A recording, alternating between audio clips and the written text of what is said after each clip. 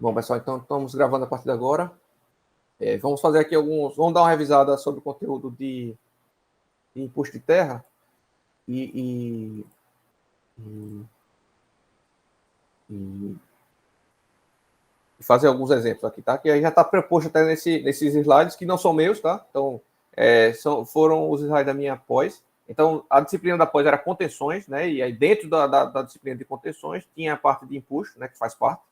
Só que aqui nós só vamos ver imposto, tá? A parte de contenções vocês vão ver em Fundações 2, beleza? Em Fundações 2. Então, é só daqui a um ano. Então, não pensem que esse assunto é menos importante, é extremamente importante.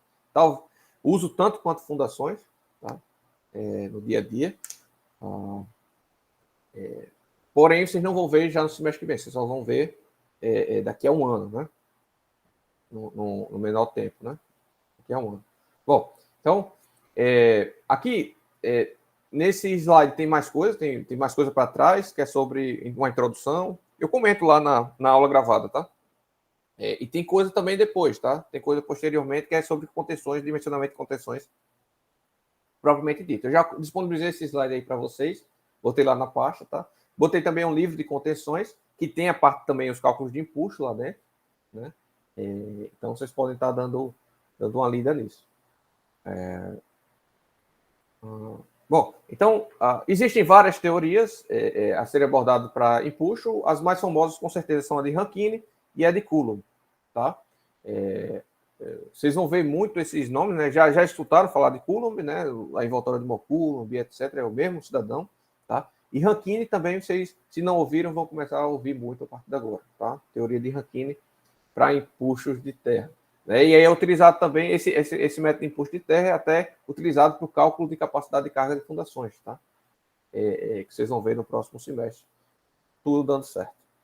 Então, existem outros? Existe, tá? Mas nós vamos estar trabalhando com esses dois aqui no curso, tá?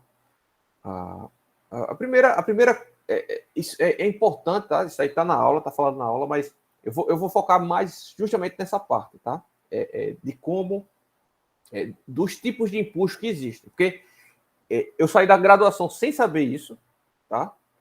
Já abrindo aqui, confessando para vocês, saí da graduação sem saber isso, sem nem ter ideia que existia isso, tá? E essa é a parte mais importante, ao meu ver, né? De imposto.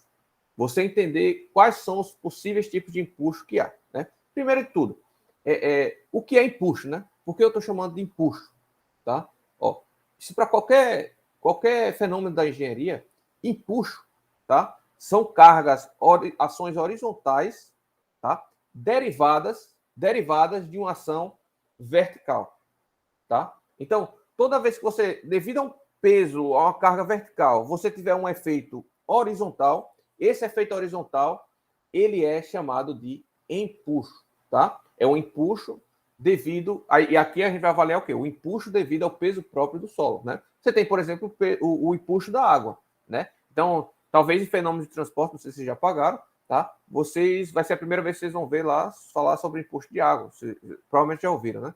Então, você tem paredes de um reservatório, de um recipiente, né? A água tem um determinado peso, né, que causa uma determinada pressão vertical e causa, ao mesmo tempo, também pressões laterais nas paredes de contenção. Nas paredes de contenção. Né? E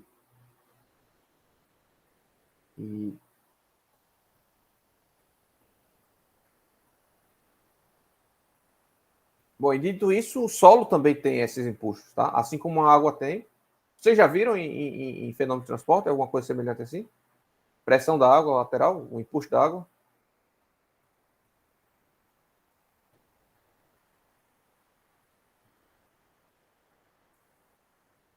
Ninguém?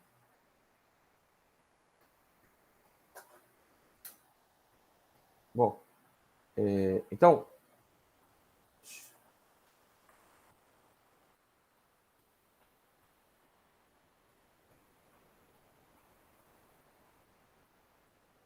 veja, se eu tenho um recipiente aqui, né? Tem um recipiente. Esse recipiente está cheio d'água, né?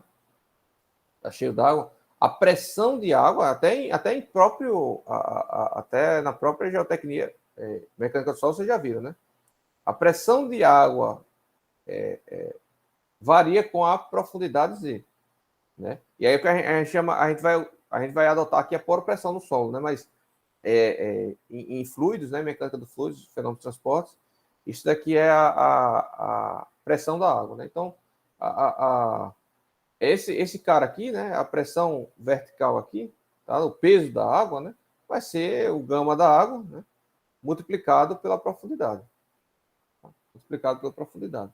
Portanto, quanto mais profundo, maior o peso da água, então maior a pressão que a água exerce em uma determinada profundidade. Aqui no fundo, né, você teria que colocar a Z igual à altura total da lâmina de água, né? E aí você teria pressão aqui da água no fundo aqui do recipiente, do reservatório, o que é que seja. Né? O que é que seja. Porém, a água vai gerar também, em cada pontinho desse, vai gerar também tensões, né? Pressão, né? Melhor dizendo, horizontal, né? E essa pressão horizontal, pressão vertical, chamar de P mesmo, pressão horizontal, vai ser o gama da água multiplicado por Z, vezes um coeficiente de empuxo da água, tá? E aí o que acontece? O coeficiente de empuxo da água, ele é igual a 1, tá? A gente não precisa calcular esse cara, porque a gente sabe que é igual a 1. Ou seja, para cada tanto de pressão vertical que você tiver aqui, você tem de horizontal. Você tem de horizontal. Então, portanto, nas paredes do reservatório aqui, você vai ter um carregamento assim, ó, triangular, né? Em que a pressão lateral que ele está exercendo aqui, pressão horizontal que a água está exercendo sobre as paredes desse reservatório, né, vai ser dado por essa equação aqui que depende de Z, né? Então, aqui você vai ter uma carga, então, portanto, triangular. Né? Uma carga, portanto, triangular. Se por acaso você tem uma pressão aqui maior do que a atmosférica, né? Maior do que a pressão atmosférica, o que vai acontecer é que você vai ter um trapézio aqui, né? Tá? Porque você já começa com uma certa pressão aqui. Né? Já começa com uma certa pressão. Tá? Bom, dito isso, é a mesma ideia para solo, sendo que solo, por ter tanto coesão quanto atrito, né? Esse cara aqui, esse coeficiente de empuxo não é igual a 1. Tá? Esse coeficiente de empuxo não é igual a 1. E não só isso. Não só isso. A gente vai aprender como calcular esse coeficiente de empuxo, é justamente o objetivo desse curso, né? Mas não só isso. Existe também, a gente vai considerar 3 tipos de empuxo, tá? Não mais apenas um. Porque aqui eu estou considerando que essa parede é rígida, né? Infinitamente rígida, ou seja, não se desloca, né? Não se desloca.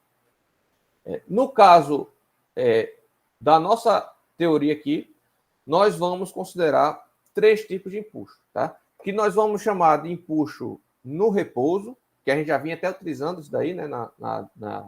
Nos assuntos passados, do K0, né? A gente vai ter o empuxo ativo e a gente vai ter o empuxo passivo, tá?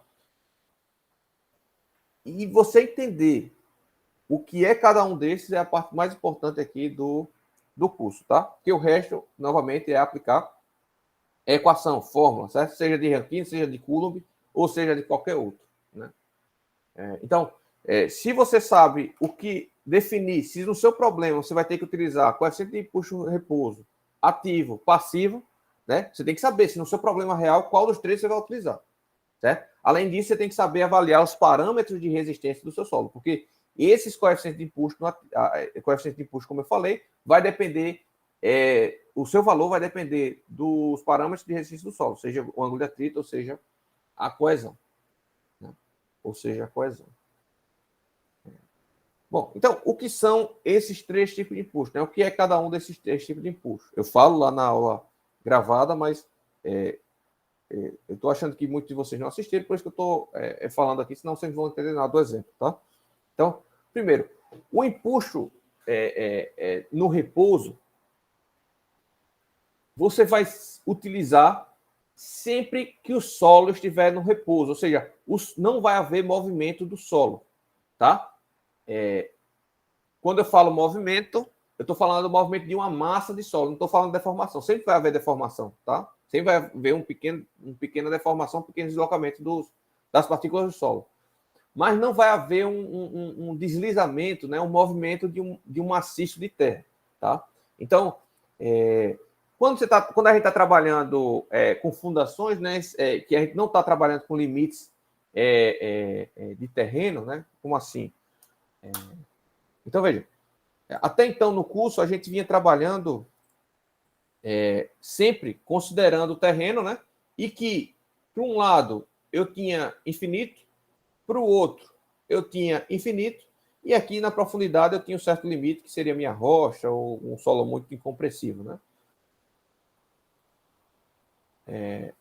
Isso daqui a gente chama de um meio, né? A gente está avaliando um meio, um espaço semi-infinito, né? Porque ele é infinito para as laterais e é finito na direção Z, né? Na direção Z ele é finito.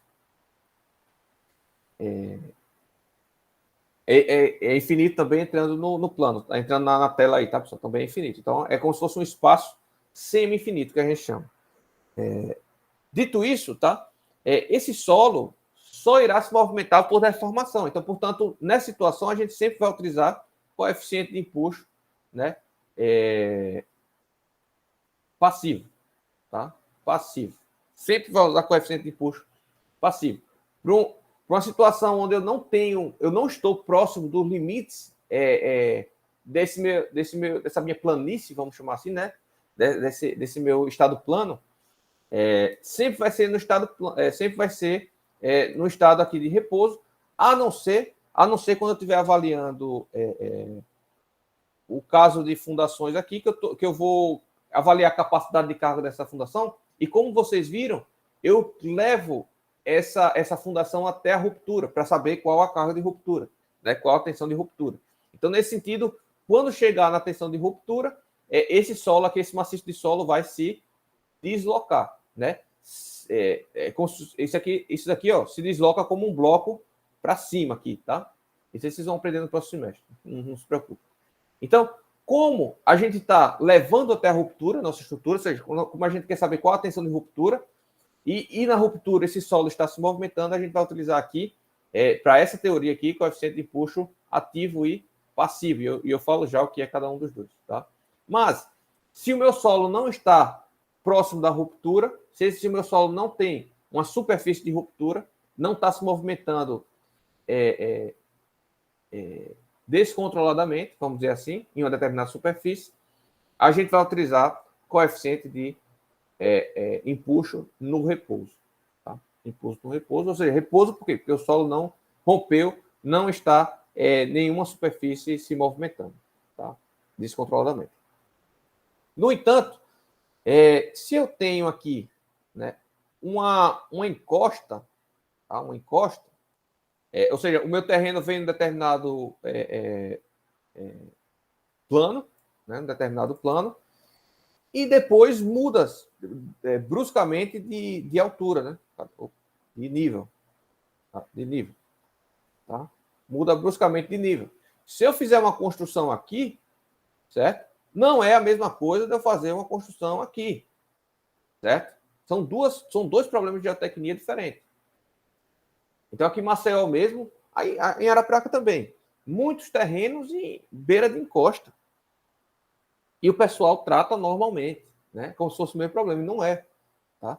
E não é. Aqui, pessoal, aqui tem uma tendência natural de desestabilização. Tá? Tem uma tendência natural de rupturas, até com peso próprio do solo.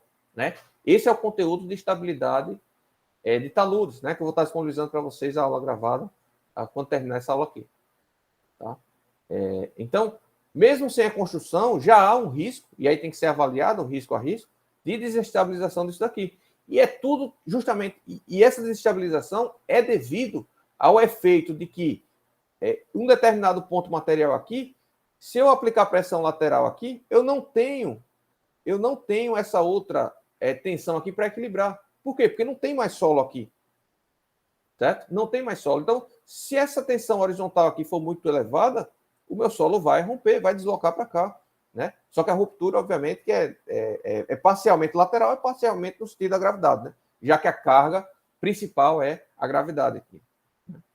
São devidas à gravidade. Então, quando eu chego em limites de terreno, né, a gente não pode mais considerar que o meu terreno está no meio semi-infinito, né? Nessa direção aqui, ele está no meio finito, não tem continuidade para cá. Tá? Então, a avaliação geotécnica é diferente. Tá? Eu preciso fazer a avaliação da estabilidade de taludes, ou se eu optar por colocar uma contenção aqui, por exemplo, né, e aterrar isso daqui, eu preciso fazer uma avaliação de empuxo do solo sobre essa contenção.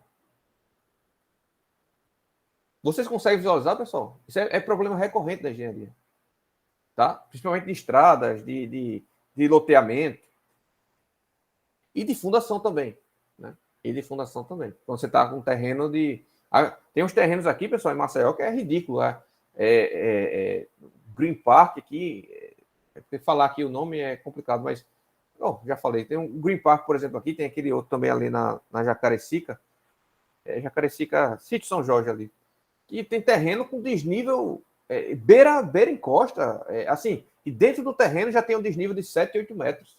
Tá? Em 20 metros de terreno, você tem 7, 8 metros de desnível. Tá? E aí o pessoal tem aterrado, o pessoal aterra, coloca um muro singelo, e aqui esse encosta, pessoal, a situação é a seguinte, você tem aqui o terreno plano, aí o próprio terreno já é inclinado, certo? O próprio terreno já é inclinado. E essa inclinação só piora. Essa inclinação vai continuando, aí o terreno é aqui, certo? O terreno é nesse ponto aqui. O pessoal simplesmente bota um muro aqui, bem simplesinho, pessoal. Bem simplesinho, bota um muro assim, ó. Aterra isso daqui e constrói a casa em cima. Isso é uma temeridade, pessoal. Né? Porque, primeiro, você já está adicionando mais carga de aterro aqui, certo? Você já está aterrando mais. Às vezes bota até uma piscina aqui, geralmente a piscina é aqui de borda. Uma piscina de borda infinita, né? Aí você tem a carga da piscina, a carga da casa mesmo, tá? Carga da casa. E o que você vai estar fazendo aqui, pessoal? Você vai estar mobilizando esse solo aqui lateralmente. E essa contenção aqui não é suficiente, com certeza. Não é a mesma coisa de você estar no terreno plano, ter uma leve inclinaçãozinha, né? E depois você voltar a ser plano. Certo? Não é. Você pode até aterrar aqui, né? Coloca uma contenção aqui de 2, 3 metros de altura. É tranquilo isso aqui, tá? Mas quando você tem um terreno que continua aqui deslizando, mesmo que você dimensione essa contenção correta, isso daqui pode... Aliás, mesmo que você dimensione o empuxo corretamente, isso aqui pode deslizar por baixo. Pode deslizar assim. E aí já foi-se embora a sua fundação, a sua contenção. Não serve de nada, você só gastou dinheiro aqui. Certo? Então, você tem que avaliar tanto a contenção aqui. Essa contenção não é barata, pessoal. Uma contenção para você conter 7 metros de solo é caríssima. Inviabiliza a construção de uma casa de médio padrão, tá? Só se você quiser, se você estiver construindo uma casa de 5 milhões, 6 milhões, aí faz contenção, certo? Fiz agora uma de subsolo, né, recentemente, no começo do ano. O cara gastou 200 mil contos só de fundação, só de contenção, e olha que era uma contenção para subsolo, né?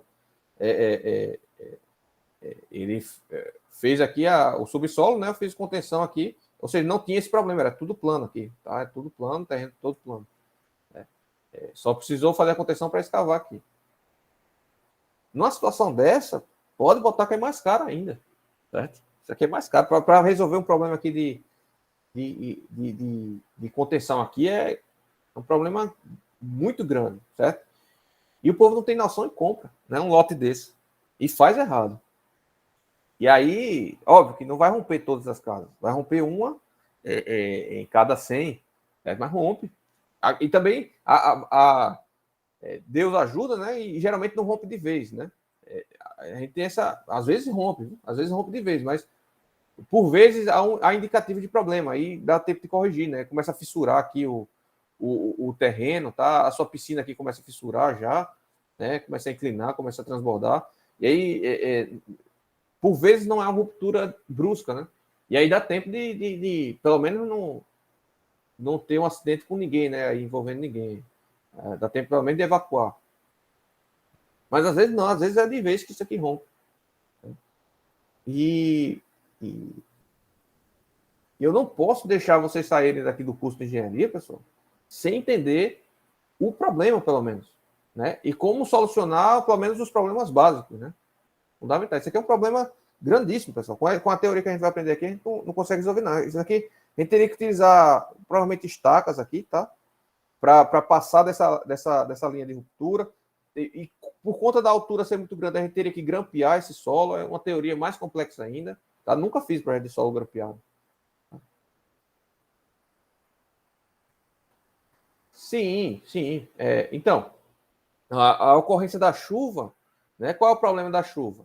Tem a questão de aumentar o peso próprio aqui, né, do solo, se você vai estar com o solo saturado, né? A Raquel perguntou se deve considerar o efeito da chuva, né? Tem. Primeiro fator é que aumenta o peso próprio do solo, né? São três fatores, na verdade, tá? Primeiro fator, que ele aumenta o peso próprio do solo, então você tem que considerar. Segundo, que ele diminui quatro fatores, tá? Vamos lá. Ele aumenta o peso próprio do solo, ele diminui as tensões totais, ou seja, você começa a trabalhar com tensões efetivas, e geralmente para tensões efetivas o ângulo de atrito é menor e a coesão é menor, tá? O efeito parcial que você tem de solos não saturados, que eu já comentei na aula passada, né? Não sei se já assistiram a gravação, mas já comentei até semana retrasada na aula aqui ao vivo. Né? Para solos que nem estão saturados, nem tão secos, você tem um efeito de sucção da água, tá? Nos poros, né? Nos vazios. Que aí forma o que a gente chama de coesão aparente, ou seja, você, naquele estado, naquela situação, você tem coesão, só que se chover, se saturar aquele solo, você perde totalmente essa coesão. Né? É o caso da areia, né? Você, para fazer um castelo de areia, você umedece ela um pouco, né? Para ela conseguir ficar retinha, senão ela não fica. Né? Nenhuma areia pura fica reta se ela não tiver uma pequena quantidade de água. Né? E se você molhar muito também, ela também desaba. Né?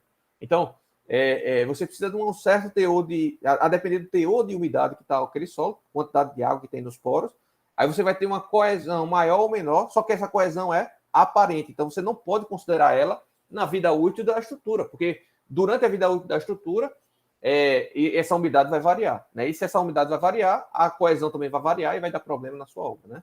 Então você tem que considerar a pior situação, que é que não existe essa coesão aparente, né? Bom, voltando, terceiro ponto. E o quarto ponto é que, mesmo que esteja tudo dimensionado corretamente, né? Por que eu utilizaria aqui estacas? Eu não utilizaria sapato. Porque, veja, mesmo que eu coloque uma sapata aqui, vamos dizer que eu coloque uma sapata aqui, certo? E esteja dimensionado tudo corretamente, se você não fizer uma drenagem correta, ou mesmo que faça uma drenagem correta, com o tempo, a chuva caindo aqui, ela vai transportando, né, esse solo, ele vai erodindo esse solo da barreira, tá? Até um certo ponto, daqui a 20, 30 anos, 40 anos, não sei, ou até menos, tá? Que você pode ter aqui essa sapata descalçada, né? Descalçada. E aí o problema é grande, né? Mesmo que funcione ali durante 15, 20 anos, depois não vai funcionar mais. Né? E essa contenção precisa durar a vida útil toda da obra, né? Então, por vezes, pessoal, o solo está lá, bonitinho, durante 30 anos. Aqui mesmo, na leste-oeste, quanto tempo durou? Né? Eu, toda vez que passo, eu fico assustado. Né? É porque a gente se acostuma, né? Mas toda vez eu penso, rapaz, esse negócio daqui a pouco cai. Porque são solos, pessoal, que têm inclinação maiores que 60 graus, né? São muito íngremes, quase que verticais. Se você passa aqui na leste-oeste, passa na, na, na ladeira também da antiga rodoviária, tá aqui em Maceió, são solos praticamente na vertical, o pessoal cortou e deixou praticamente na vertical. Aí não cai, nunca caiu. Ano passado, foi ano retrasado, caiu a leste-oeste. Rompeu o solo da leste-oeste. Né? E provavelmente essas contenções que a prefeitura está para fazer aí aqui em Maceió é muito motivado desses rompimentos que têm ocorrido. Né? Outro dia também rompeu, naturalmente, ali tem até um prédio em cima, né? Perdeu o prédio, quebrou a construtora, né? O prédio não vai ser terminado, pelo menos não pela construtora. Mas o pior é que não tem problema nenhum no prédio, que ele foi feito com estacas, foi feito já sem prever esse talude aí. Mas onde é? Eu não sei onde é a região ali, pessoal.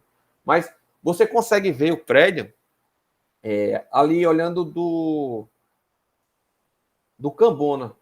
Olhando do Cambona assim para cima, você consegue ver o prédio. Aí foi essa barreira que rompeu, né? Bem abaixo do prédio, né? Por conta de uma chuva forte. E aí o prédio perdeu totalmente o valor, né? Não que o prédio vai cair, o prédio não vai cair. Segundo quem fez o projeto, não, já foi feito prevendo essa erosão, né? Só que, obviamente, essa erosão aconteceu mais rápido do que pensava.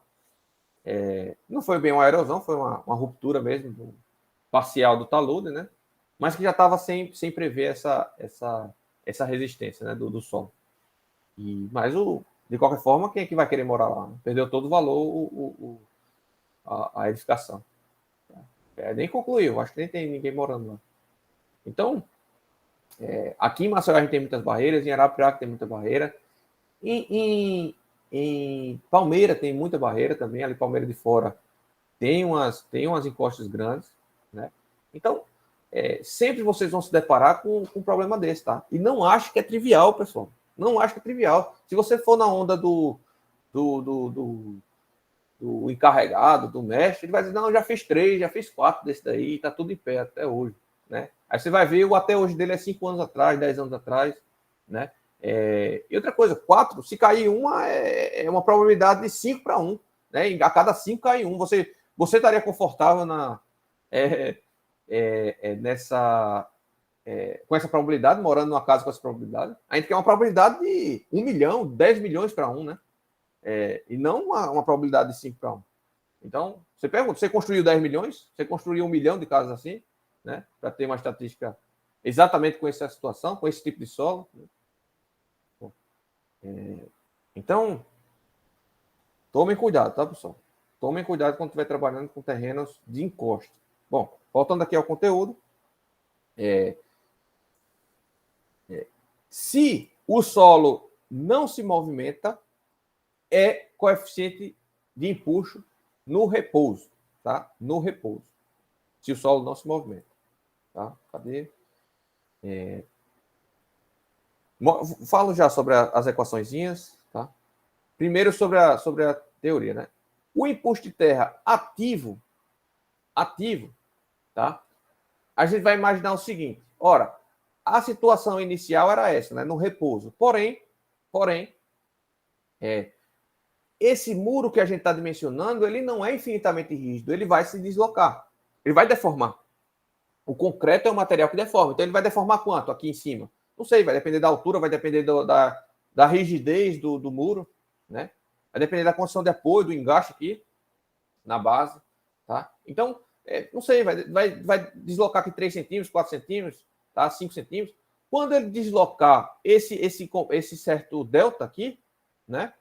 O que vai acontecer? O solo não vai permanecer vertical. O solo vai acompanhar a deformada do muro.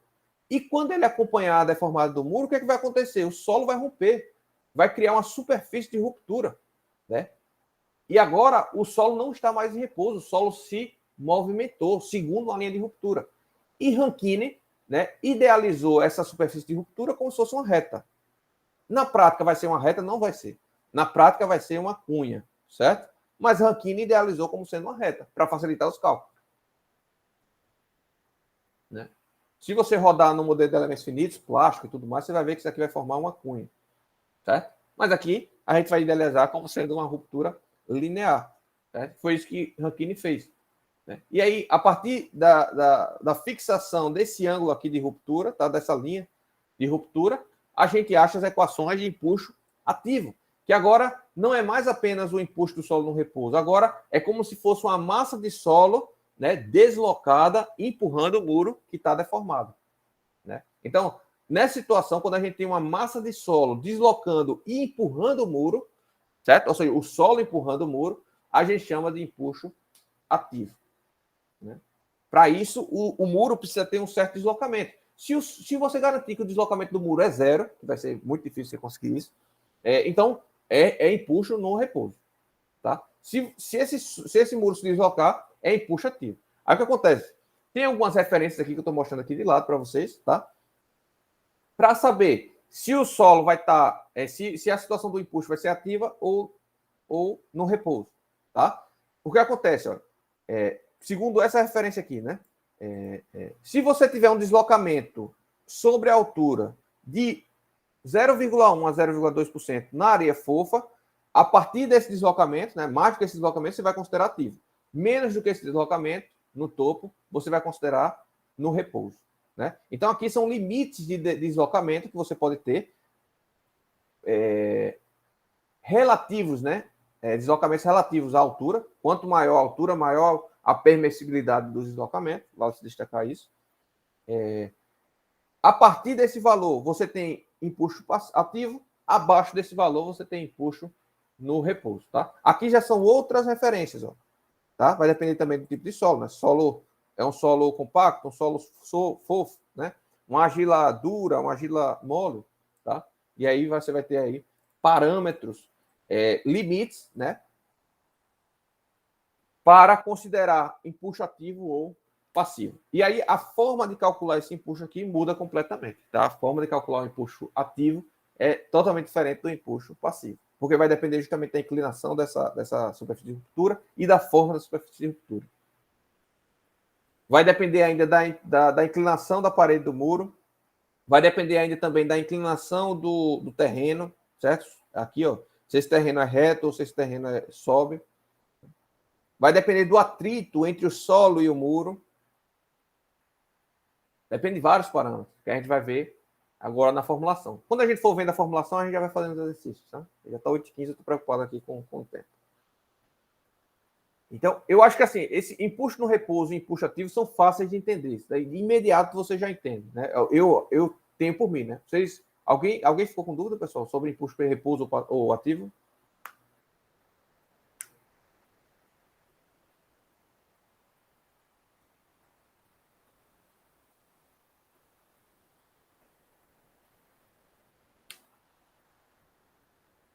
Bom, tranquilo. Tá. O último, o terceiro tipo, é o empuxo passivo. Esse talvez seja mais difícil de você imaginar uma situação, mas eu vou falar algumas situações práticas que isso pode acontecer, tá? Pode acontecer. Inclusive, fundações é uma delas, né? Fundações é uma delas. Então, o que é o empuxo passivo? Ora, é a mesma ideia do empuxo ativo. É a mesma ideia do empuxo ativo. Veja, vai haver uma movimentação do solo, né? Então, vai haver uma movimentação do muro. Devido a essa movimentação do muro, o solo se rompe, né? E como o solo se rompe em uma determinada linha de ruptura, ele vai se movimentar como um bloco. Porém, no passivo, ao invés do solo empurrar o muro, é como se o muro, a superfície de contenção, estivesse empurrando o solo. Aí é difícil você imaginar um muro, né, empurrando um solo, tá? Mas acontece, e eu vou citar aqui alguns exemplos para vocês, tá? Então, o empuxo passivo, vê que o ΔL aqui é para dentro do solo, tá? É como se o muro estivesse empurrando o solo, tá? E aí você tem outro tipo de ruptura, a inclinação de ruptura é outra, né? A linha de ruptura é outra, é diferente também, né? A forma, aqui a gente está considerando reta, mas também é uma outra geometria essa ruptura. E, portanto, o coeficiente de empuxo também é diferente. Né? Então, a gente tem o coeficiente de empuxo K0, que é no repouso, o coeficiente de empuxo Ka, que é o empuxo ativo, e a gente tem o Kp, que é o empuxo passivo, para cada uma das situações que podem ocorrer na prática, né? No dia a dia dos seus problemas de engenharia. Então, um exemplo, alguém consegue imaginar uma situação em que o muro está empurrando o solo, pessoal?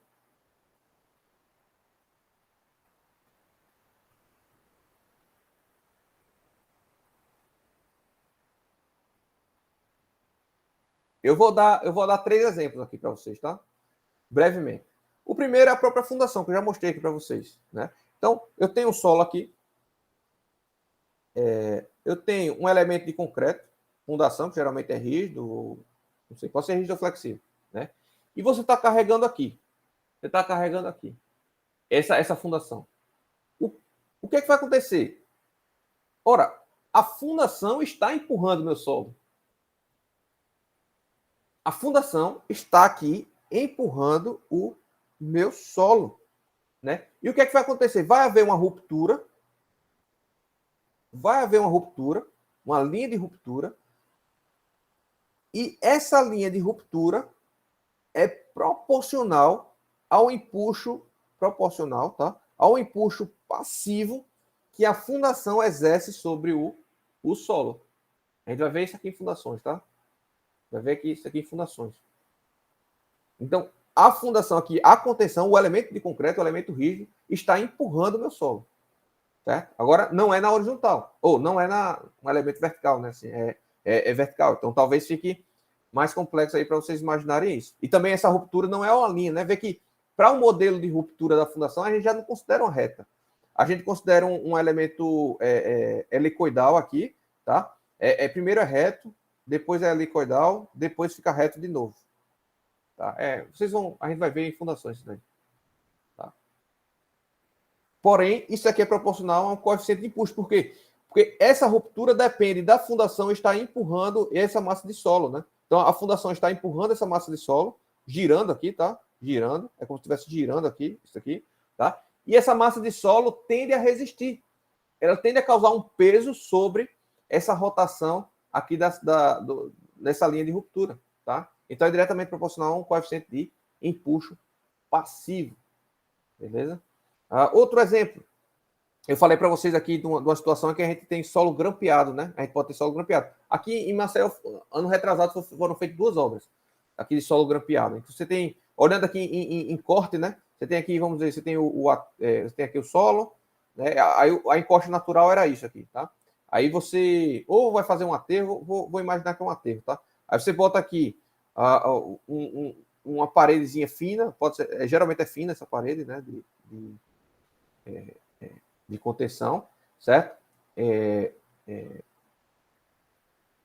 Aí o aterro pode ser feito antes ou depois, eu não sei, vai depender de cada caso, tá? Mas vamos supor que eu tenha aqui um trecho aqui a aterrar, né? E aí você tem aqui tirantes, tá? Tem aqui tirantes, ó. É como se fosse grampos, né?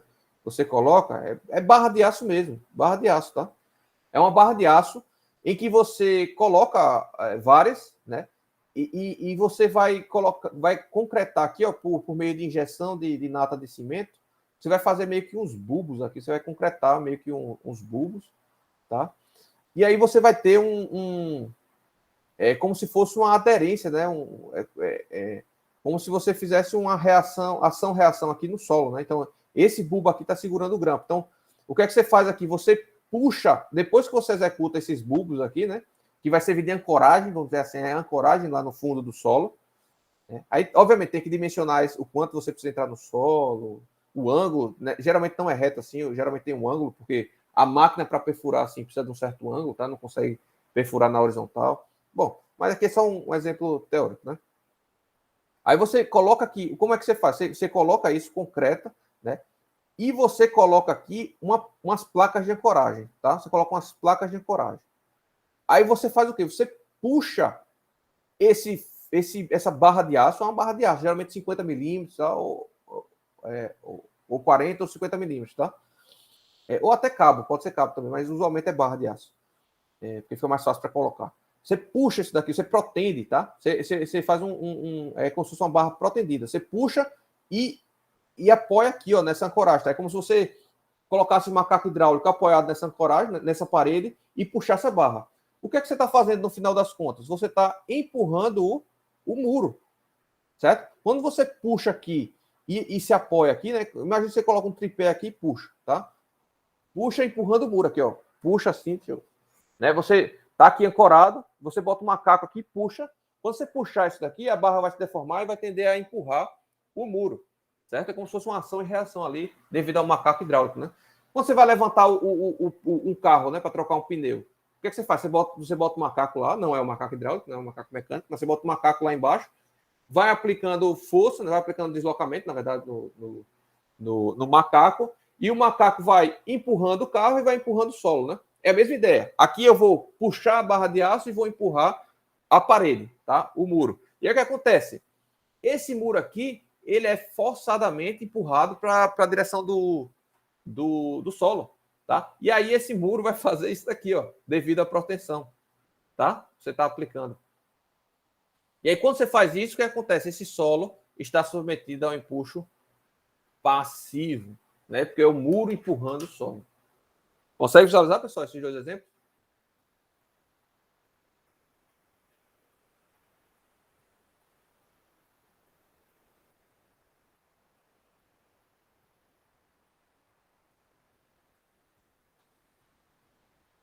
Outro exemplo, eu tenho mais também exemplo. Por exemplo, projetos de tubulação de abastecimento de água urbanos, né? Então, a pressão que tem ali na água é extremamente grande, pessoal, tá? A velocidade e a pressão com que a água está naquela tubulação de abastecimento de água é muito grande, principalmente no começo da rede, né? Porque para chegar lá no final da rede, vocês devem ver na disciplina de abastecimento urbano, não sei se já viram, mas a pressão precisa ser altíssima no começo para chegar lá até o final da rede e atender, né, com a pressão mínima, né? E aí o que acontece? A rede vai dando curvas, né? Você vai tendo curvas na rede, né? Curvas, tem também separações aqui em T, né? Tem curvas e tal. E como a pressão é muito grande da água, tá? Isso olhando de planta, né? Quando a água vem numa velocidade alta e muda de direção bruscamente, como é o caso aqui, o que é que vai acontecer? Ela vai tender a empurrar essa conexão para a direita aqui, tá? E aí o que acontece? Normalmente, você vai precisar, por exemplo, você tem aqui o tubo, né? E esse tubo muda de direção, tá? Usualmente, você vai precisar colocar o que a gente chama de bloco de ancoragem aqui, tá? Bloco de ancoragem. Essa água vem aqui, bate na parede dessa curva, né? E muda de direção. Porém, ela gera uma força horizontal, tá? Uma força horizontal aqui, uma pressão horizontal. E para o tubo não romper, né? Para a conexão não romper, o tubo deslocar como um todo, a gente bota esse bloco de ancoragem. E aí esse bloco de ancoragem vai estar enterrado, né? Esse bloco de ancoragem que vamos dizer que é o nível do terreno, vai estar ancoragem. E aí, como eu tenho essa carga, vamos falar de P, tá? Como eu tenho essa carga P aqui, esse bloco irá empurrar o meu terreno, tá? E aí eu tenho que avaliar a resistência desse meu terreno a partir justamente de uma possibilidade do bloco de ancoragem empurrar o meu terreno, certo? E isso é o bloco empurrando o terreno, portanto, é empuxo passivo. Consegue imaginar esse problema, pessoal? Com esses meus desenhos tão bem feitos?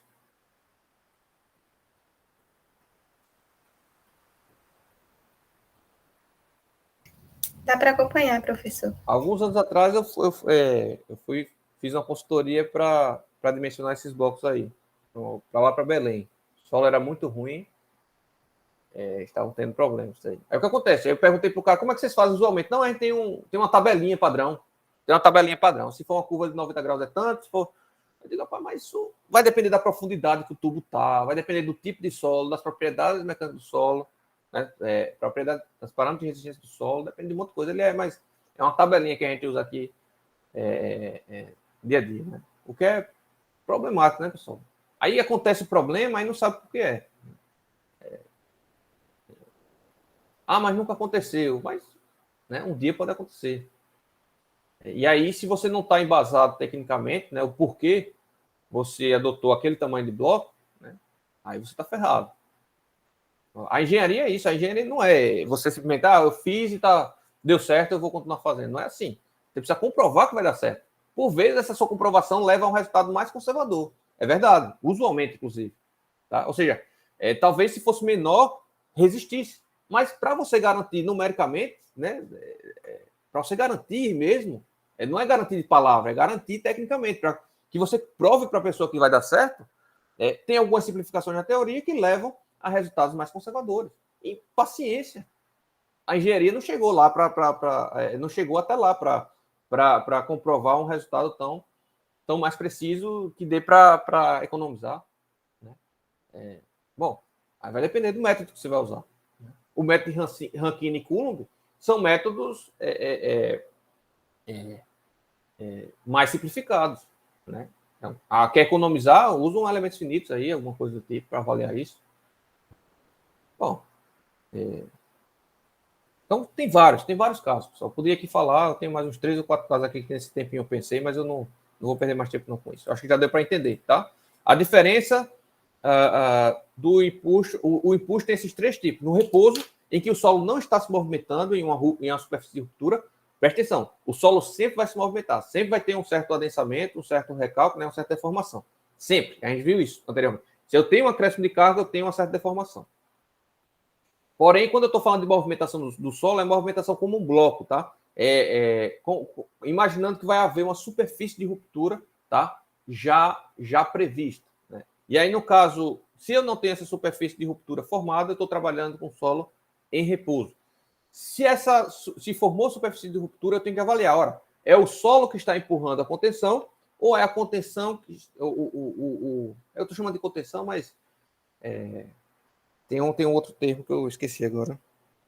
Aparato. Ou é o solo que está empurrando o aparato, que pode ser a contenção, pode ser uma fundação, pode ser um bloco de ancoragem, tá? Ou é esse aparato que está empurrando o solo. Né? Aí vai depender. Se for o solo que está empurrando o aparato, a gente está falando de empuxo ativo. Se for o aparato que está empurrando o solo, aí a gente está falando de empuxo passivo. Beleza? E aí, os parâmetros aqui, para saber se vai ter empuxo passivo ou não, é semelhante lá ao empuxo ativo, só que com valores um pouco diferentes, né? Tá? Mas aqui, ó, você tem que conhecer essa deformação. Você tem que conhecer essa deformação, esse deslocamento, para saber se vai ser ativo ou passivo. Então, qual é a recomendação? Eu sempre começo considerando o empuxo no repouso. Eu aplico o carregamento do empuxo no repouso. Vamos lá no empuxo ativo, que é mais fácil da gente visualizar, né? Então, eu preciso avaliar qual é o deslocamento do muro. Vamos dizer que é um muro de contenção. Então, eu primeiro preciso carregar esse muro. O que é que eu vou utilizar para carregar esse muro? Aí eu calculo o coeficiente de empuxo no repouso. Né? Com o coeficiente de empuxo no repouso, eu calculo quanto esse muro se deslocou. Mas esse muro se deslocou pouco. Então, está feito já o cálculo. Né? Deslocou abaixo desses limites aqui. Então, já está feito o cálculo. Não, mas o muro deslocou acima desses limites aqui. Então, aí agora eu vou calcular o coeficiente de empuxo ativo e vou recalcular o deslocamento do muro para checar novamente. Alguma dúvida, pessoal?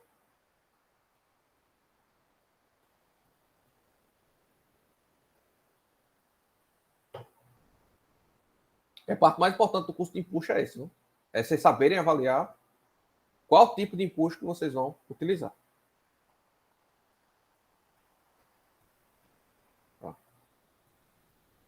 Bom, e como calculo o coeficiente de empuxo propriamente dito? Bom, lembrando que o coeficiente de empuxo vai ser sempre a relação entre a tensão horizontal e a tensão vertical. Tá? É sempre a proporção entre a tensão horizontal e a tensão vertical. Ou seja, o coeficiente de empuxo é o que vai transformar a minha tensão vertical, que eu conheço, é só calcular o peso do solo, né? A tensão do solo. Se eu tiver a tensão no solo vertical, eu calculo a tensão horizontal. Simplesmente multiplicando pelo coeficiente de empuxo, que eu dei para vocês na prova, né? Então, até então, estava dando esse coeficiente de empuxo. A partir de agora, vocês vão calcular esse coeficiente de empuxo, né? Seja no repouso, ativo ou passivo. Então, coeficiente no repouso. Como é que seria o coeficiente no repouso? Tá? Então, a gente tem várias equaçõezinhas, tá? Tem vários métodos. Esse primeiro aqui, tá? Ele diz que o coeficiente de empuxo no repouso será 1 menos seno do ângulo de atrito efetivo. Tá? Então, é 1 menos o ângulo de atrito efetivo. Isso para solos normalmente adensados. Para solos pré-adensados, será esse mesmo valor aqui multiplicado pela razão de sobreadensamento, tá? É o que a gente eu chamei de RSA, aqui é Over Consolidation Ratio, né? Ou seja, isso aqui é a tensão de pré-adensamento sobre a tensão geostática, né? Ela é no mínimo 1 e pode ser maior que 1. Não, ela é a tensão geostática dividida pela tensão de pré-adensamento, isso aqui. Eu só já esqueci aqui. Peraí, deixa eu ver aqui. Tensão geostática dividida pela tensão de pré-adensamento. Pré-adensamento sempre é maior do que a tensão geostática, né? Não, então é a tensão pré-adensamento sobre a tensão geostática. Tá? Essa é a razão do sobreadensamento. A gente já viu esse conteúdo, né? Ou seja, para solos pré-adensados, esse cara é maior que 1. Certo? Porque a tensão de pré-adensamento é maior que a tensão geostática atual. Para solos normalmente adensados, a tensão de pré-adensamento é igual à tensão geostática, né? Nunca vai ser superior. A tensão geostática nunca vai ser superior à de pré-adensamento. Tá? Então, se for normalmente adensado, ou seja, na verdade, você pode utilizar sempre essa equação aqui. Né? Se for normalmente adensado, esse cara é 1, vai ser 1 elevado a qualquer coisa, é 1 também. Né? Então, você pode estar sempre utilizando essa equação aqui. Beleza? Então, depende da razão do sobreadensamento e depende do ângulo de atrito. Tá? Esse é o coeficiente de impulso no repouso. De Jacques, tá?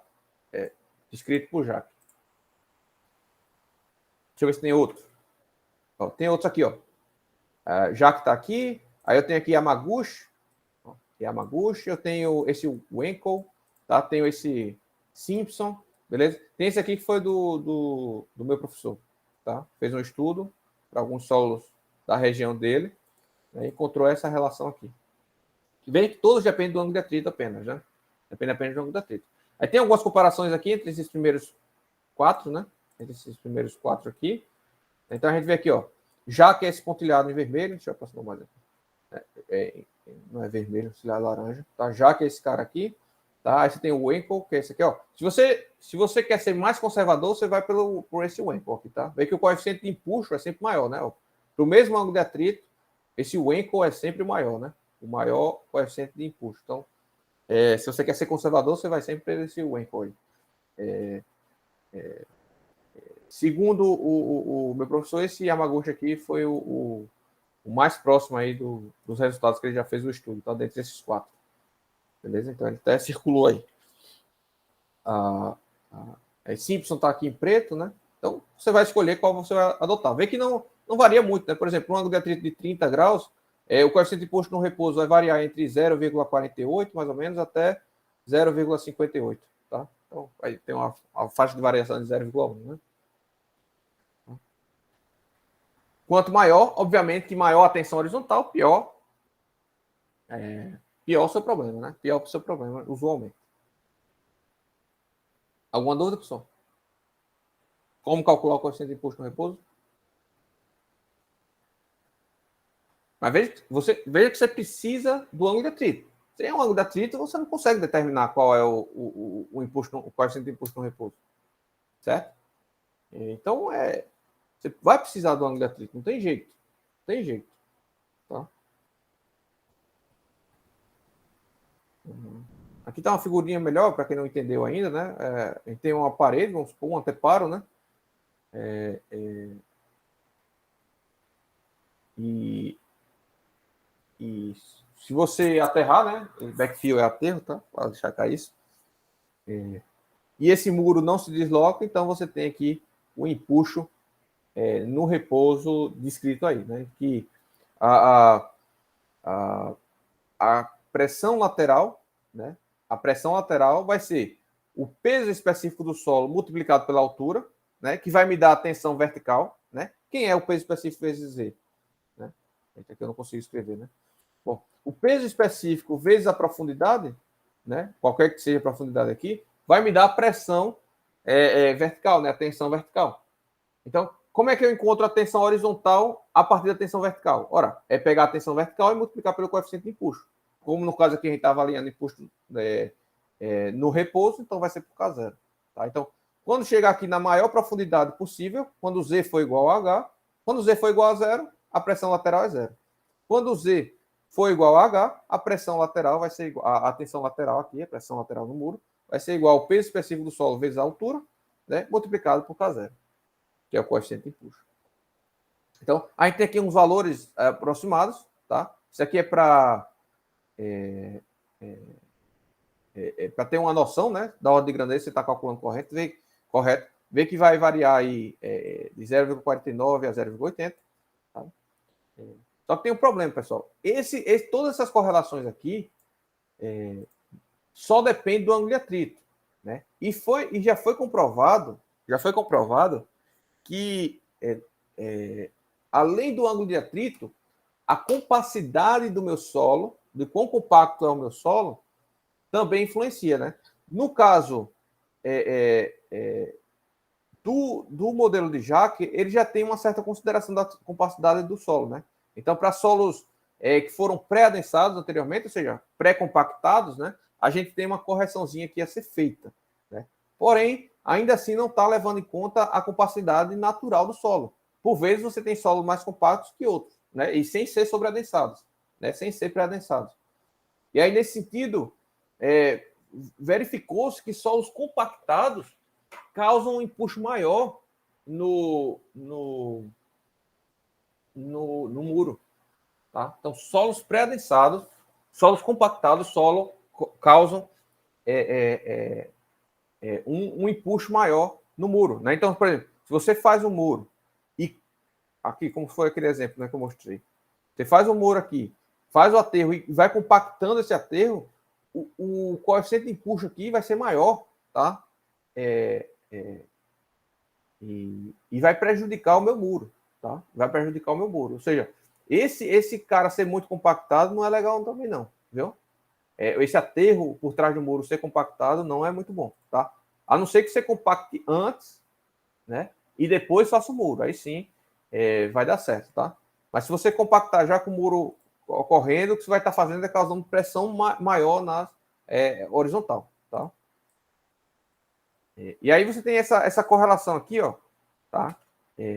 Foi proposta por Sheriff, né, em 84, que ele usa JAC, porém soma uma parcela aqui, ó, tá? Que vai depender da relação entre o peso específico do solo depois de ser compactado e o peso específico do solo solto, tá? No estado mais fofo, vamos dizer assim, possível dele, tá? E aí você consegue calcular o coeficiente de empuxo. Aqui nós não vamos trabalhar com essa questão de compacidade, tá? Isso aí complica um pouquinho mais a nossa análise. Nós vamos estar imaginando que o coeficiente de empuxo não depende de compactação, ou seja, o aterro não vai ser compactado, tá?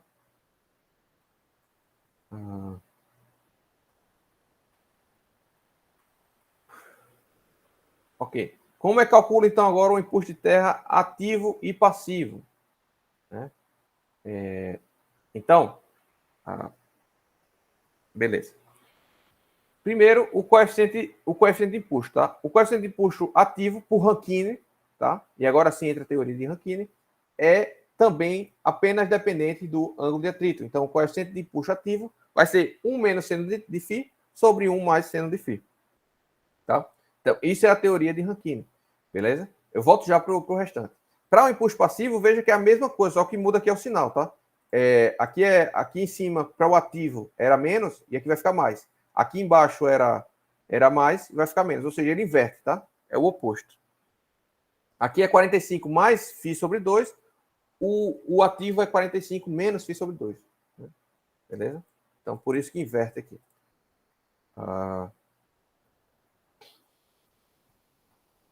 Então, é assim que calcula o empuxo, tá? Ativo e passivo por Rankine. Aí eu vou pular um pouquinho aqui, depois a gente volta. E por Coulomb, como é que calcula esse coeficiente de empuxo? Antes de passar adiante. Esse coeficiente de empuxo aqui, tanto o ativo quanto o passivo, ele serve apenas para exatamente esse caso aqui, ó, que está ilustrado, tá? Primeiro, né?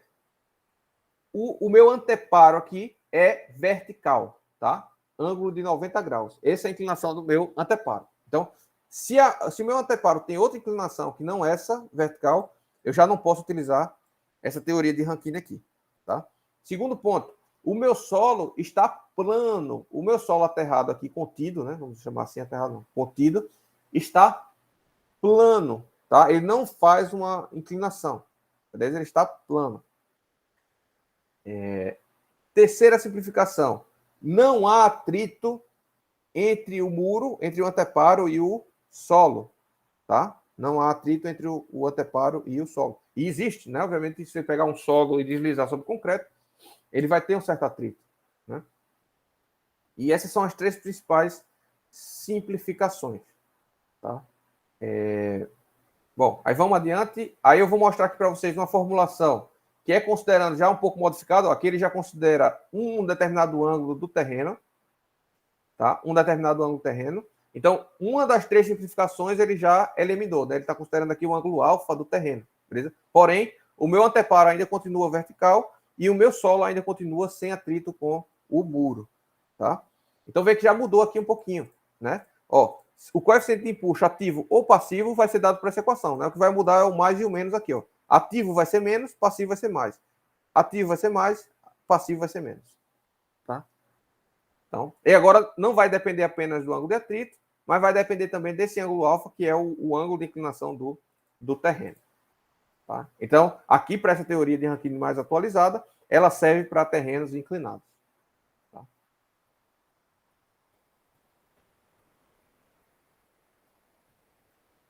Tá?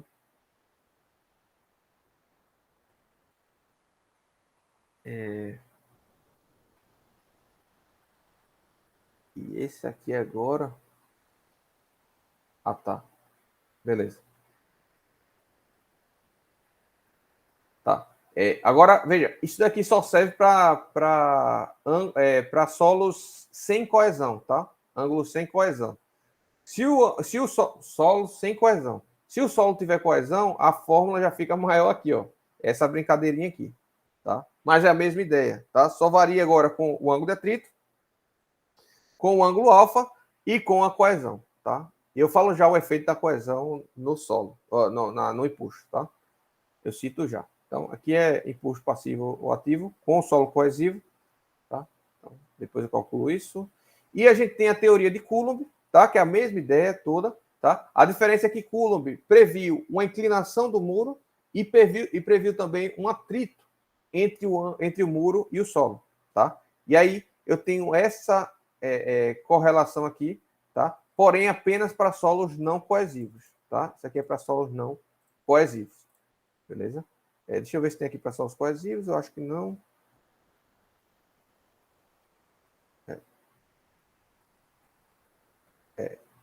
Não tem.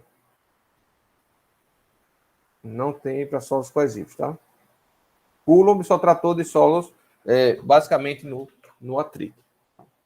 Mas a diferença de Coulomb para Rankine é justamente isso, que ele previu uma possibilidade do muro estar inclinado, tá? A superfície do muro do anteparo está inclinada, e ele previu também o atrito entre o solo e o anteparo. Alguma dúvida, pessoal?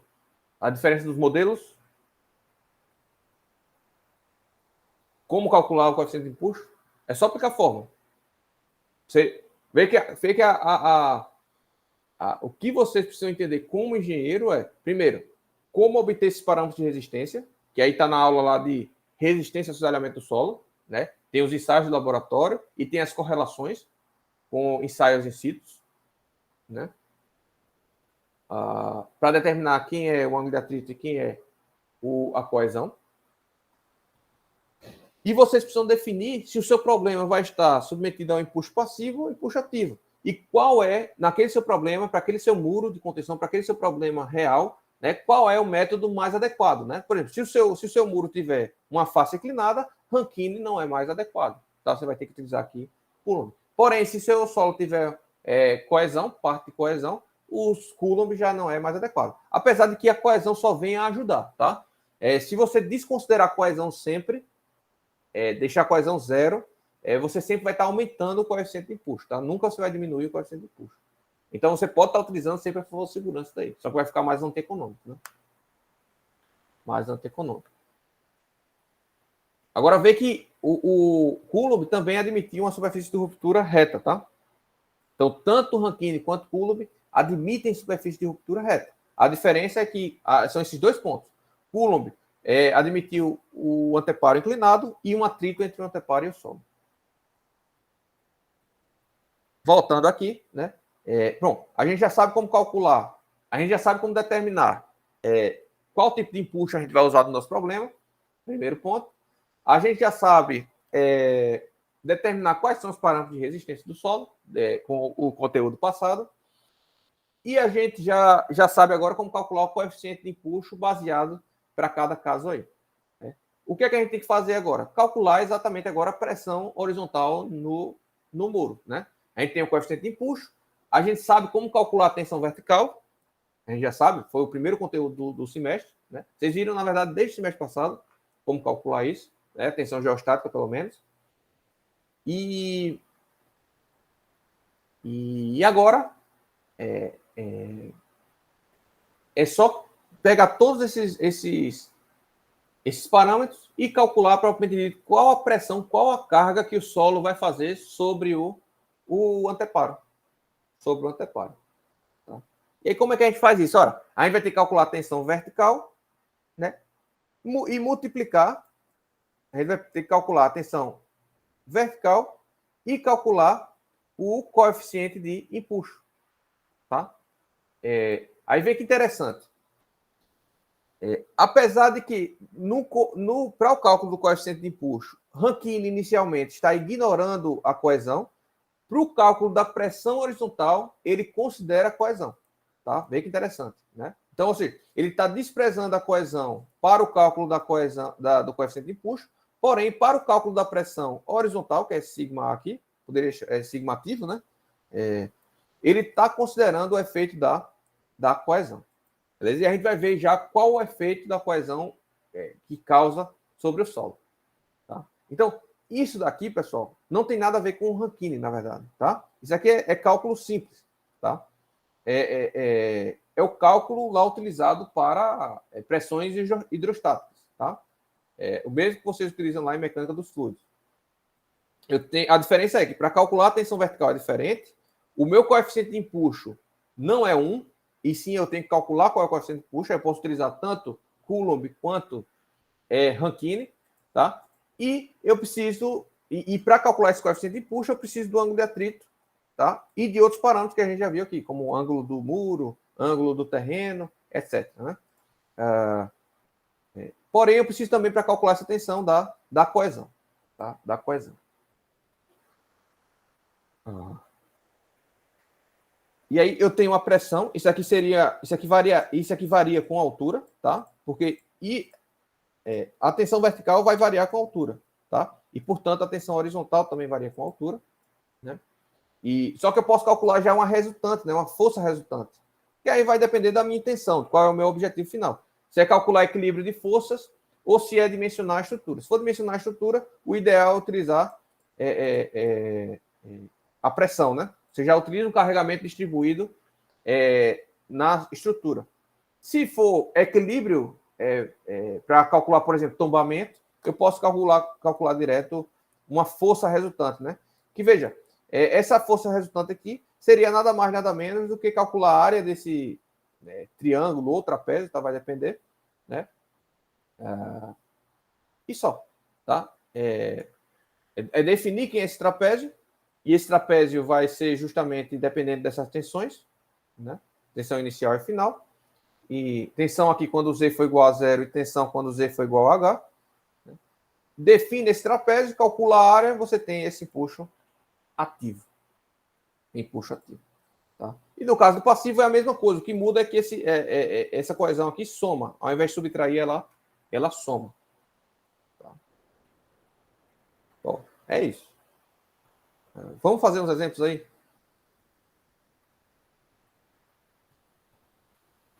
Vamos fazer um exemplo que eu quero mostrar aqui. Deixa eu botar isso aqui para cima. Aqui está respondido, eu não quero que vocês vejam por enquanto.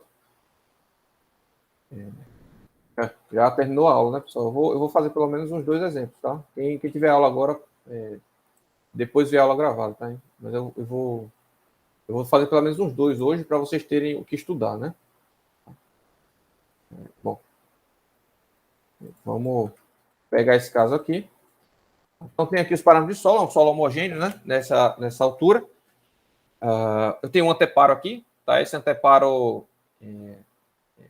eu não sei, a questão não está me dizendo se ele é rígido, se ele não é, então eu vou fazer o cálculo para as três possibilidades, tá? Seja empuxo no repouso, empuxo ativo e empuxo ativo.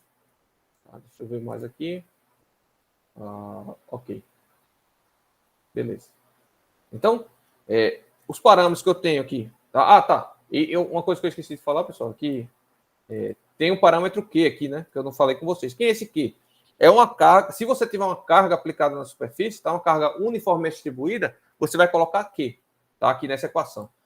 Eu não gosto de trabalhar assim tudo junto, tá? Eu gosto de trabalhar separado. Eu gosto de calcular a tensão devido ao empuxo de terra, devido às tensões geostáticas, e calculo o empuxo de terra devido as sobrepressões na superfície do terreno, né? Ou seja, ao acréscimo de carga.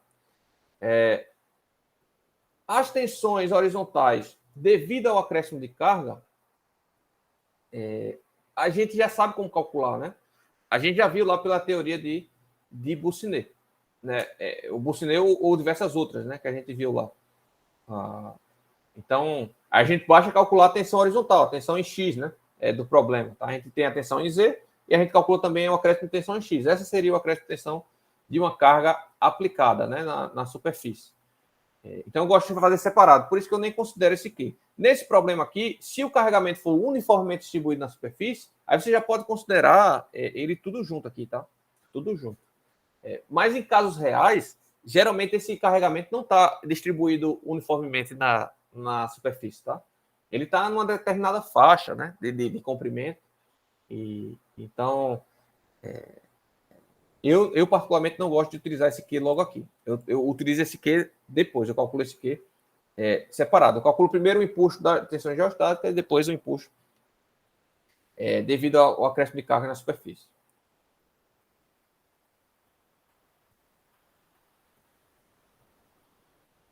Então, deixa eu só escrever. Eu vou considerar aqui, né? Porque no problema tem. Mas dia a dia eu não gosto de considerar junto. Tá? Gama do solo, né? Vai ser igual a 15 kN por metro cúbico. Meu ângulo de atrito já efetivo, né? 26 graus. Que é a minha coesão. Eu vou botar sem o linha, né? Porque fica mais fácil aqui para mim, tá? Vai ser 8 kPa, né? 8 kPa. Beleza, então tem os parâmetros aí do solo, que foi dado. A altura, né, da fundação é igual a 4 metros, faltou esse parâmetro. Bom, com isso eu consigo calcular quem é o empuxo nesse meu anteparo, tá? Eu vou calcular o empuxo, as tensões, o carregamento de empuxo devido ao empuxo no repouso, ativo e passivo. Tá? Então vamos calcular os empuxos no repouso, né? Obviamente que eu vou adotar um parâmetro para cada um, tá? Por conta do tempo aqui. Deixa eu botar aqui em cima para ficar mais fácil, que eu já vou escrevendo. Eu vou utilizar aqui, para o empuxo no repouso, eu vou calcular aqui utilizando... Eu vou utilizar a Jaque, tá? Vou utilizar a Jaque, que foi o primeiro, o mais simplesinho, vai ser 1 menos seno do... Opa, não foi? Ser 1 menos seno de φ. Né? Então, eis o meu coeficiente de empuxo no repouso, tá? O meu coeficiente de empuxo passivo, eu vou utilizar aqui ativo. Vou utilizar, no exemplo de hoje, eu vou utilizar Rankine, tá? Próxima semana eu faço um exemplo utilizando Coulomb, tá? Mas aqui, como é reto, tudo reto, eu vou utilizar Rankine. Vai dar praticamente igual, tá? Então, eu vou utilizar Rankine. Rankine vai ser... Eu posso também usar tangente, eu posso utilizar o seno, né? Tanto faz. Vou utilizar o seno aqui, pelo menos não preciso colocar o ângulo. 1 menos seno de φ dividido por 1 mais seno de φ. Então, vê que o ângulo de atrito diminui bastante, ou o coeficiente de empuxo reduz bastante. O coeficiente de empuxo passivo, aqui é mais, e aqui é menos. E calcular os coeficientes de empuxo sem muito problema, né? Sem muitos problemas. Tá? Dúvidas aí, pessoal? Como calcular?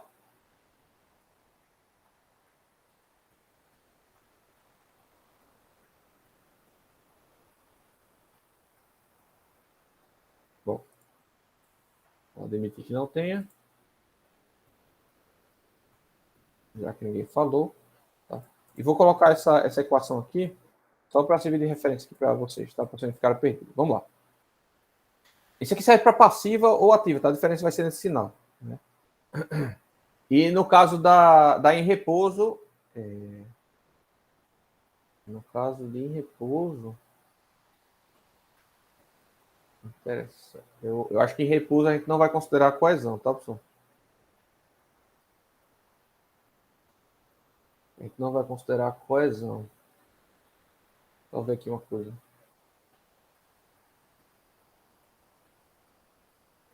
Eu vou ter que dar uma olhada aqui no meu outro material. Mas eu acho que no caso de repouso, a gente não utiliza a coesão aqui, tá? A gente ignora a coesão.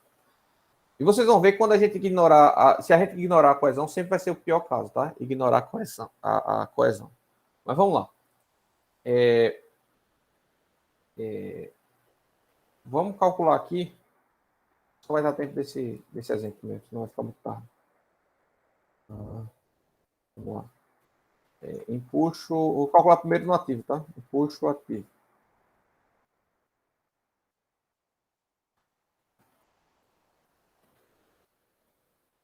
Ativo.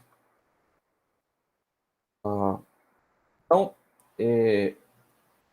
a minha pressão, sigma. Sigma. A. Tá? Vou aproximar aqui mais, tá bem pequeno para vocês.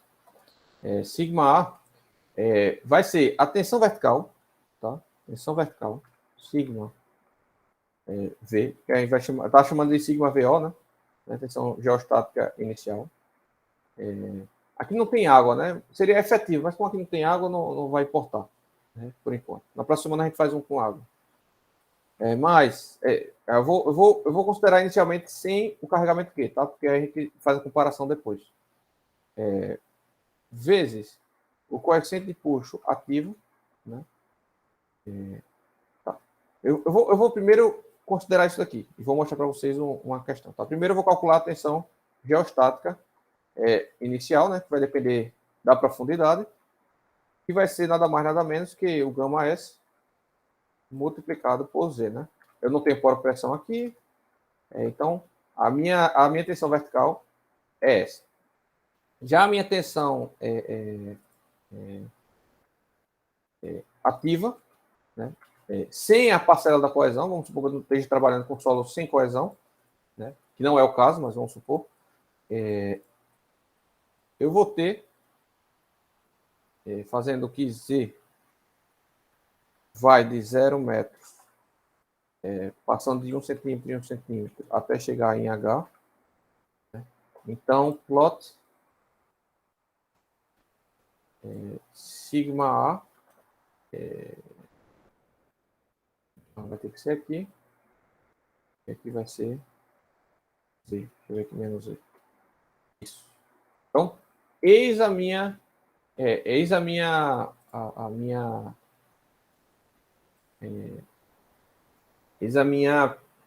pressão de empuxo, né? Ó. Ela é zero aqui no nível do terreno e quando chega aqui em 4 metros de profundidade, ela é, deixa eu mudar aqui para quilopascal, ela é aproximadamente 25.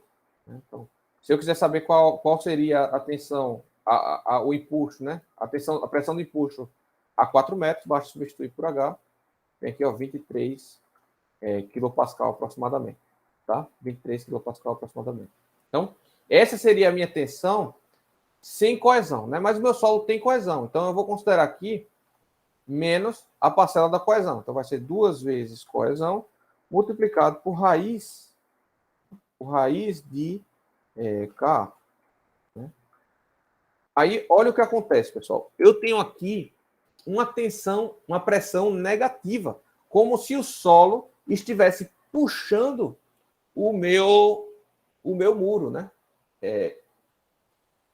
Como se o solo estivesse, devido à adesão mesmo, a aderência, adesão, né, no caso, puxando o meu muro, tá? Isso não faz sentido físico, tá? A gente não quer considerar que o solo está puxando o muro, e sim apenas o solo empurrando o muro. Portanto, eu tenho aqui que considerar que até uma certa profundidade eu vou considerar coesão zero, tá? E essa profundidade eu vou calcular já, tá? Sem problema. Qual é essa profundidade aqui? Ó? A gente já está vendo aqui que é aproximadamente 1 ponto alguma coisa metro, né? Deixa eu só ver uma coisa aqui.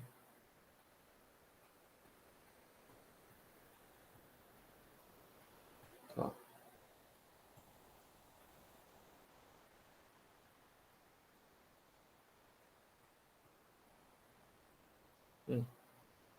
Tá. Isso aqui eu estou desconsiderando aqui a carga Q, né? Tá? Vale destacar isso que eu ainda não estou considerando a carga Q, eu vou considerar já Na verdade, deixa eu tirar aqui, eu vou considerar a primeira carga aqui, que eu esqueci, tá? Deixa eu dar um Ctrl X aqui. Vamos supor que ainda seja assim. O que acontece se eu colocar uma carga aqui? Né? O que vai acontecer? Isso aqui vai deixar de ser um triângulo e vai passar a ser um trapézio, certo? Ou seja, quando a tensão aqui geostática for zero, né? Quando o Z for zero, a tensão vertical é zero.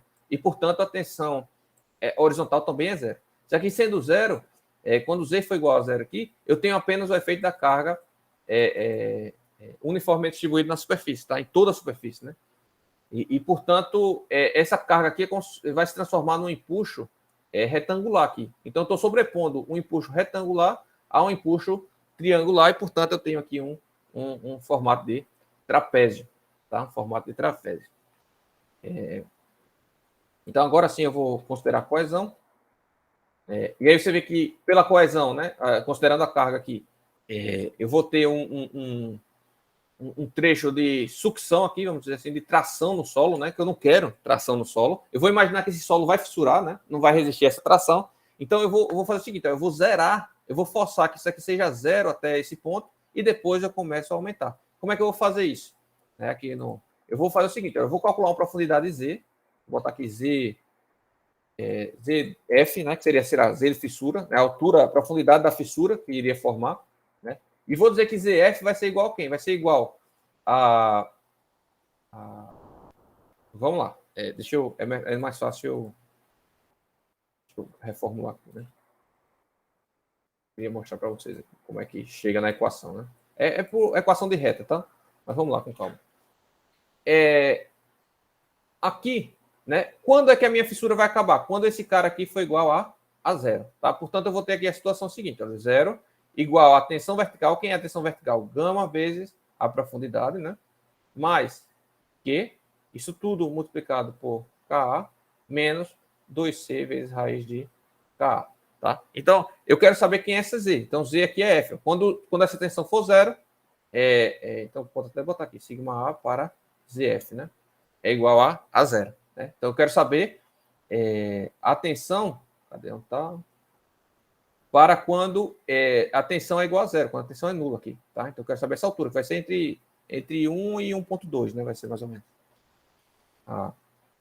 E aí, nesse sentido, eu quero esse ZF. Então, é só fazer uma manipulação algébrica aqui para encontrar. Então, eu vou ter que vai ser gama vezes ZF vezes Ka, mais Q vezes Ka, menos 2C vezes raiz de Ka, igual a zero. Tá? Aí eu vou ter que gama vezes ZF vezes Ka é igual a 2C vezes raiz de Ka menos Q vezes Ka, dividido ainda por nada, né? E agora sim, eu vou isolar o ZF, que vai ser 2C vezes raiz de Ka menos Q vezes Ka, dividido por gama vezes Ka. Então, portanto, a altura de fissura, né, vai ser essa daqui. Eu vou considerar tudo igual a zero. Então, então eu vou calcular essa altura aí, tá? Vai ser esse cara, né, menos Q vezes A, dividido por gama do solo vezes Ka. Então, eis a minha altura aí, minha profundidade da fissura, tá? Então, até 1,04 aqui, até esse ponto, eu vou considerar zero. Então, como é que eu posso fazer esse gráfico ficar correto, né? Então, eu vou fazer aqueles limites, né? Vou fazer aquelas verificações booleanas. Enquanto o Z estiver entre ZF, tem mais para a questão do maticado, né? Se estiver entre ZF e 0 metros, então, isso aqui vai ser zero, né? Na verdade, deixa eu copiar isso aqui. Vou considerar zero. Aqui eu vou considerar zero. Vou botar escapear. E enquanto tiver entre ZF e H, né, vai ser esse outro cara aqui. Então, portanto, ó, o meu gráfico agora está correto. Né? Deixa eu diminuir um pouco o tamanho para ficar dentro da... Então, até 1,04 ele é zero. Tá? A partir daqui aumenta o meu empuxo ativo. Tá bom? Se a minha coesão é zero, então esse cara aqui já começa aqui de cima, tá? Entenderam, pessoal? Estão entendendo aí a correlação da coisa? Eu não posso considerar tração no meu solo.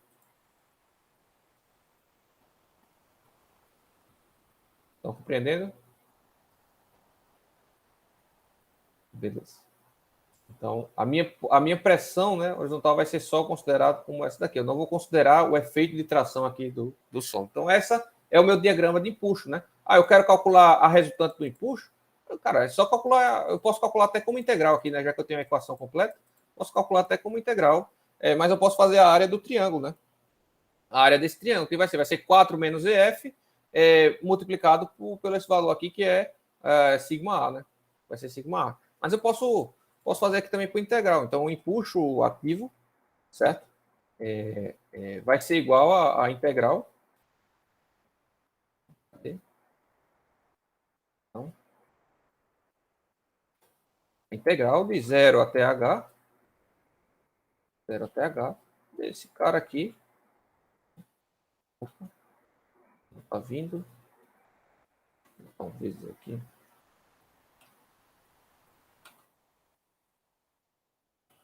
Z. Será que vai dar certo? Newton por metro, né? Porque aqui a gente está avaliando por profundidade, e quem está avaliando no plano sempre vai dar por metro, né? A cada metro de profundidade, eu vou ter essa força aqui resultante, tá? Vamos calcular a área desse triângulo para comparar? Então, o empuxo ativo vai ser igual a sigma de H multiplicado por H menos ZF. ZF dividido por 2, né? Que é a área do triângulo. Opa, deu igual, né? Beleza? Dúvidas aí como calcular a resultante?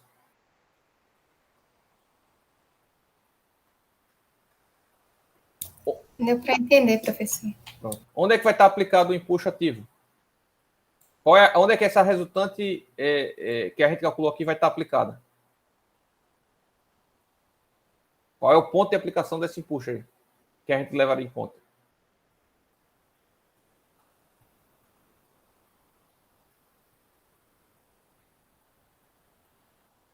Ninguém? Resultante, pessoal. Resultante de pressão, resultante de carga.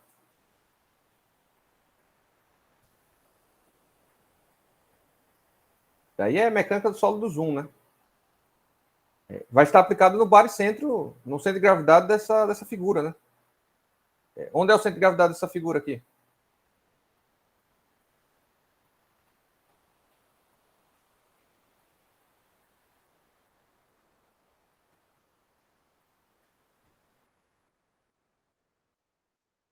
Bom, o Z do empuxo vai estar aplicado a 1/3 da base, né?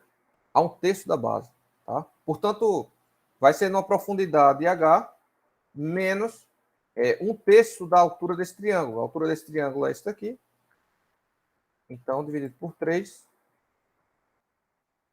Então, tem aqui, ó, vai estar aplicado exatamente esse empuxo resultante aqui, vai estar aplicado exatamente nessa altura, 3 metros aqui de profundidade, certo? A resultante desse triângulo. Eu posso refazer tudo isso aqui para o empuxo passivo. Empuxo passivo. A diferença toda vai ser passivo. Essa diferença é que, primeiro, eu não tenho fissura, porque na minha equação aqui, e aí eu posso tirar isso aqui também, né? Já tudo. A minha figura, isso aqui é mais, tá? Então nunca vai, um vai anular o outro, tá? Sempre vão se somar. E aqui é P. P. E continua sendo, aqui é KP, que é KP. E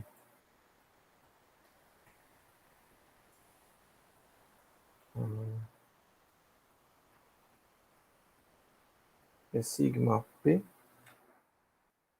certo?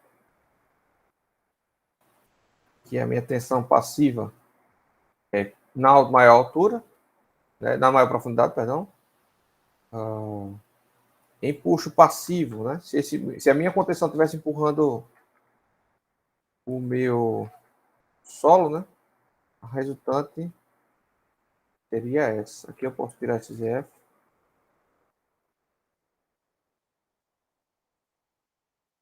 Aqui eu posso tirar esse ZF também. Então, eis meu cálculo para empuxo passivo. Tá? O que muda é só o coeficiente de empuxo passivo e esse mais aqui. Como tem mais, não vai fissurar nada, não vai ter sucção, não vai ter efeito de tração. Então, não preciso me preocupar com essa altura de tração, certo? Aí, só para concluir a aula, vamos ver aqui um caso, pessoal. Tá? Um caso. Esse caso aqui foi um que eu fiz atualmente, então, é um subsolo, né? Tá? Foi outro caso que eu fiz aqui com subsolo. Esse solo é arenoso, tá? Então não tem coesão.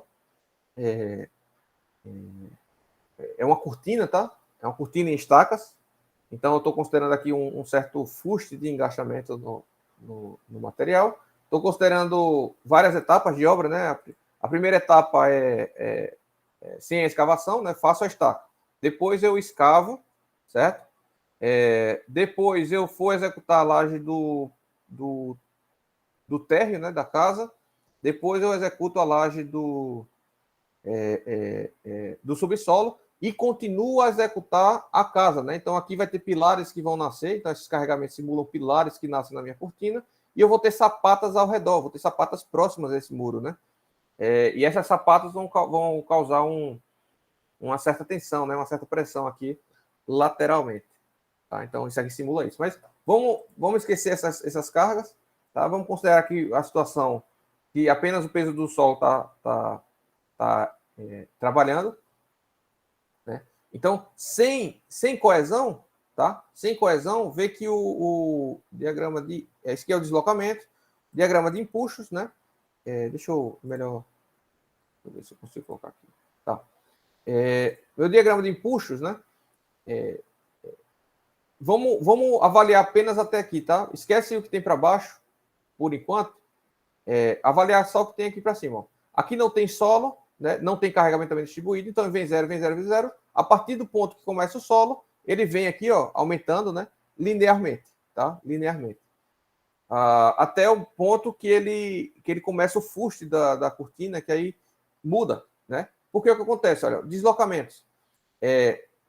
Esse solo aqui vai empurrar a minha cortina para esquerda, tá? E ela está deformando aqui, ó, 12 milímetros, tá? 12 milímetros. Tá? 1,2 centímetros, está deslocando. Aí vamos ver se isso eu deveria considerar coeficiente de empuxo ativo ou passivo, né? Qual é a altura da minha contenção? 2,55 mais 0,75, tá?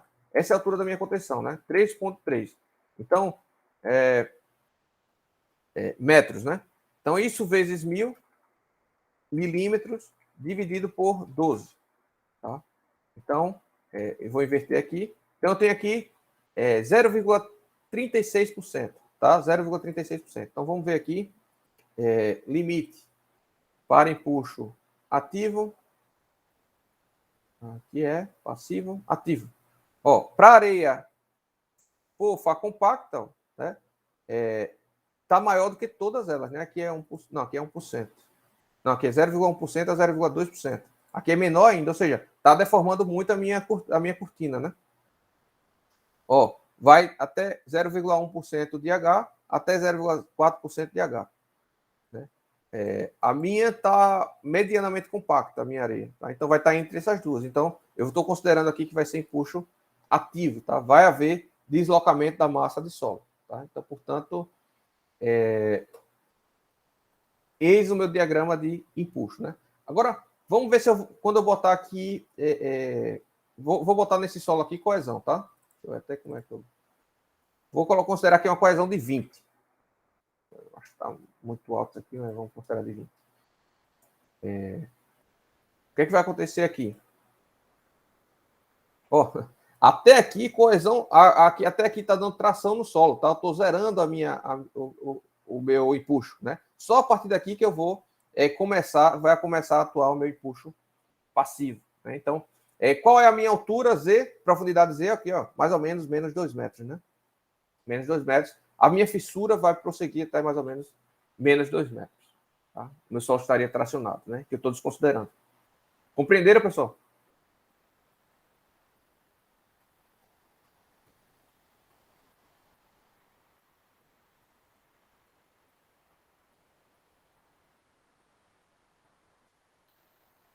Bom, ninguém falou, vou admitir que sim. Vamos terminar a aula por aqui, né? Que já passou muito do horário, vocês têm outra aula. E na próxima aula a gente faz mais exemplos, tá? Mas o conteúdo de impulsos aí tá dado, tá? Peço para vocês fazerem esses exercícios aqui, ó. Até a próxima aula e a gente resolve eles na próxima aula, tá? Exercício 1 e exercício 2. Vocês me entregam até... Não precisa me entregar não, tá? Só façam e na próxima aula a gente responde. Porque já vocês estão em época de prova, né? Eu não quero atolar vocês não, tá?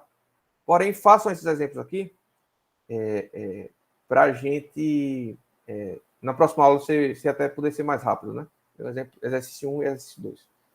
Beleza? Então, até a próxima semana, pessoal. Professor, Diga aí. essas questões são questões também de prova? São.